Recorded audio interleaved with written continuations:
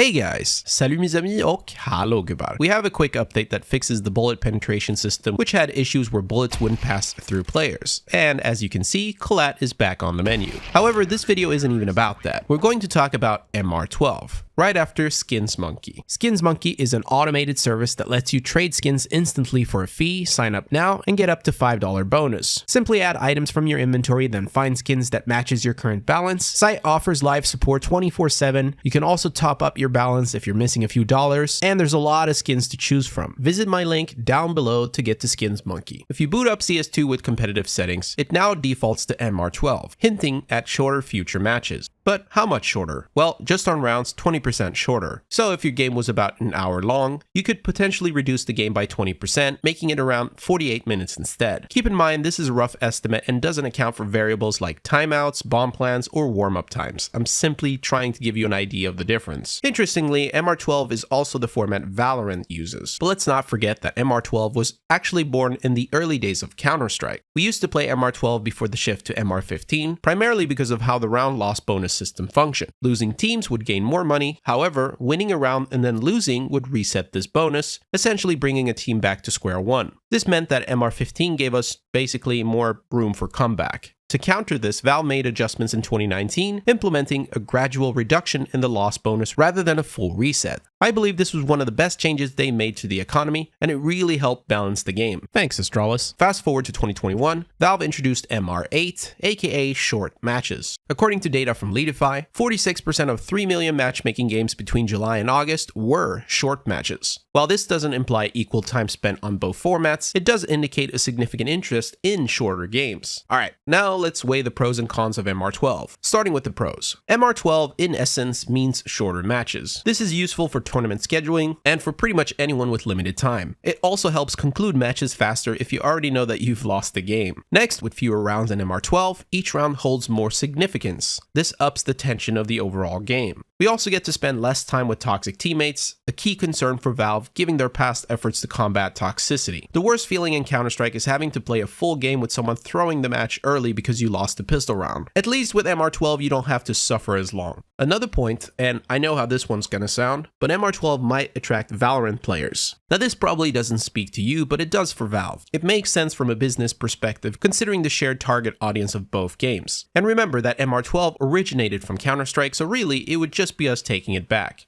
Now on to the cons. With fewer rounds, it's harder to tell which team is actually the better team. If there was more rounds, it would be easier to reach a fair conclusion. Another concern is that having a bad start could lead to diminished comeback potential. Now this isn't as bad as it once was, but there are less rounds. This leads me to my next point, making mistakes. There's simply less room for mistakes. And then we have pistol rounds. In MR15, winning the pistol round can give a team about 1/5 of the rounds for a half, while in MR12, it's 1/4, making pistol rounds more match deciding in MR12. Though MR12 has its drawbacks, many of them are actually tied to the game's economy. With some adjustments like faster loss bonuses or increased amounts that you get for losing, these disadvantages could be mitigated, making the format more balanced. And even if MR12 becomes the new standard, it's very likely that it will undergo some refinements. Valve is famous for making things work, but with their own unique spin. But I get that it still doesn't change the fact that shorter matches makes it harder to determine which team is truly the best. This is the sacrifice you would have to make. Just based on the changes we're seeing already, it seems that Valve are pretty committed to this new format, like it or not. But that doesn't mean our voices don't matter. If this is going to be the new future of Counter-Strike, it's up to all of us to make sure it's the best it can be. We can adapt, sure, but we can also offer our 2 cents to make this a win-win for everyone. Now, speaking for myself, as I get older, my free time for regular matches keeps shrinking, a sentiment I think many, especially parents out there, can relate to, or pretty much anyone that is just busy. Even just watching a full game is a time commitment that I don't always have. So the introduction of MR12 genuinely excites me, not gonna lie. It's a subtle change, one that could be way more drastic, but it isn't. And it would let me sneak in a game or two without missing out on family moments. I welcome it with open arms. But hey, that's just me. But it comes down to what you prefer. So what do you think? Are you willing to give MR12 a try? And if you've made it this far and you want to leave a comment, type watched so I know you've seen the entire video. Peace.